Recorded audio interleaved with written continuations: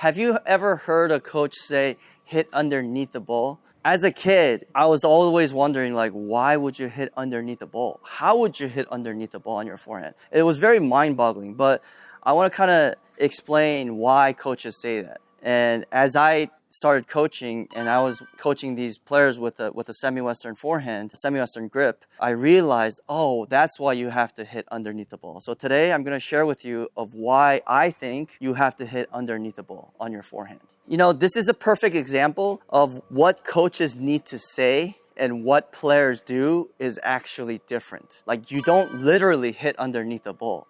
It just feels like you're hitting underneath the ball because you're so used to hitting on top of it. Now, I'm going to further explain, but the thing is, it's very tough to judge a coach or whoever's talking about technique and stuff. It's very difficult to say if they're right or wrong because for some people, that might be right. And obviously, YouTube, you know, I try to do as much as possible of trying to help a broad audience. A lot of the stuff that I do on the technique stuff is sometimes it relates to, you know, very small percentage of people, which means that they're struggling and they couldn't find an answer. So I just put it up on YouTube to help those people who have that block or, you know, in a slump or whatever. And again, going back to, it's a perfect example of perception, okay, and not actually literally happening. Now, when you use a semi-western grip, naturally, it's slightly closed. Now, the reason why a lot of coaches want you to hit underneath the ball on the forehand semi-western grip is because it is already closed at an angle. And even more so when people try to lock their wrist in that position, they're hitting on top of the ball too much and the hits don't feel clean. It goes short. Too much topspin makes it go into the net.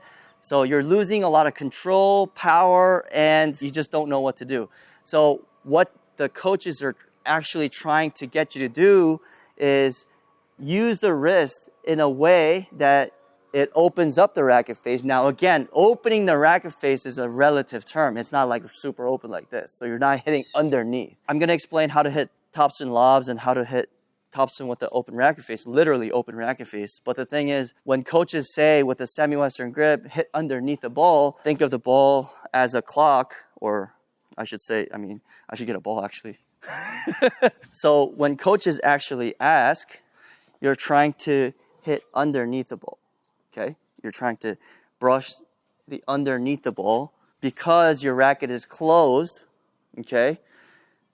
You want to try to hit underneath the ball, and that actually squares the racket face out a lot more than at an angle like this. So that's why coaches want you to hit underneath the ball, but it's not a literal term. If you watch it, it's not going to be literally like here. You have to understand that. I just want to talk about these socks. Patrick Motoglo just gave us a shout out, and these socks are great for preventing toenail bruising and your blisters. So check these out at RTPTennis.com. If you don't have toenail bruising or if you don't have blisters, it's great because it makes you move faster. Your feet doesn't slide inside the shoes. So go ahead and check them out. When coaches say something, it's to anchor you, your mind and your muscles to move in that way so you do it better. It doesn't necessarily mean you have to literally hit underneath the ball. To an extreme case, like you have to go even extreme in your mind, oh, I am hitting underneath, but you may only be hitting just a little bit. Like it's probably like close to slightly less closed. So you really have to kind of go underneath, like really try to hit underneath to make the racket face more squared out to generate the feel, the good feel. That's why coaches say it. They never said that when players used to use, obviously, continental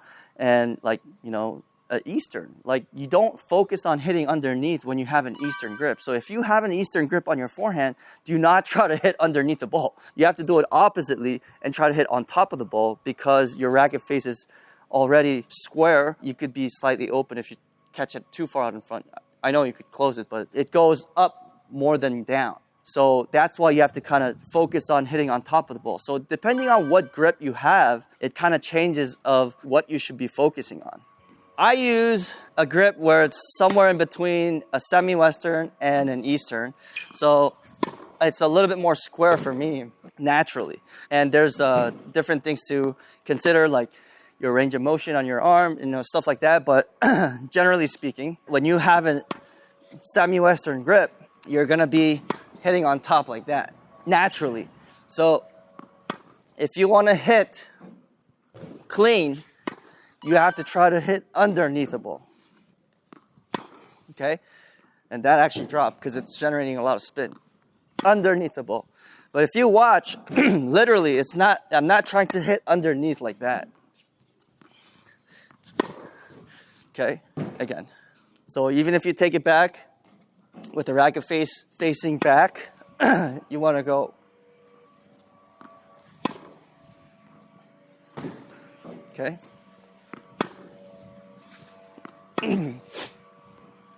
Man, that allergy is killing me. Now, if you have a coach or a ball machine, go ahead and test it out there. Try to play around with how much you're actually opening the racket face and going underneath. So you get the right feel on it. It's going to feel really awkward at first. But if you have a semi-western grip like most players do nowadays, you want to try to hit underneath, because if you hit on top of it naturally, it's going to generate too much topspin, and you're going to be hitting really on top of the ball, and that's not going to generate enough depth and the height you want.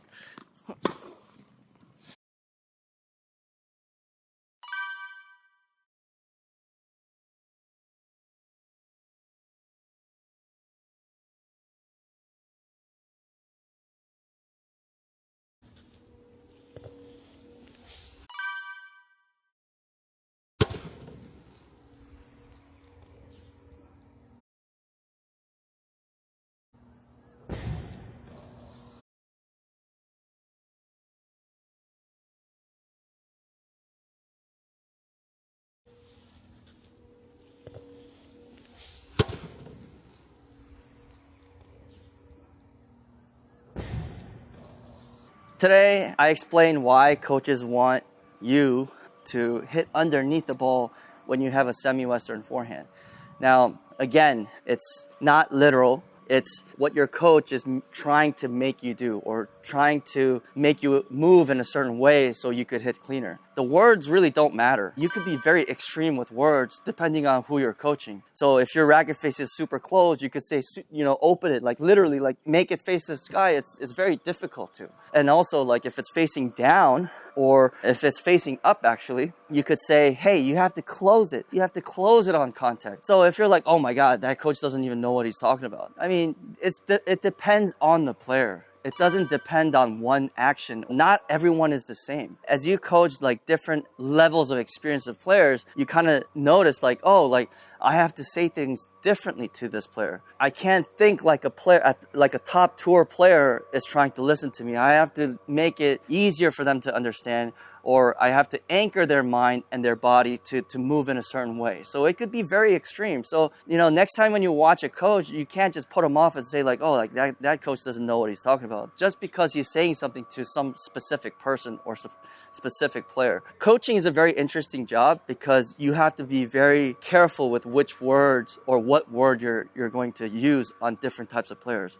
So again, this type of coaching might not work for you or other players, but it's like actually perfect for this person. So try it out. If you're closing your racket face too much and you're losing a lot of power and adding too much spin, try to hit underneath the ball. And if you have a semi-western, it works really well. So try to go underneath the ball and try to hit through the ball a little bit more. That'll cause your wrist to open up your racket face a little bit more and be in this position rather than in the natural position that your wrist wants to be in.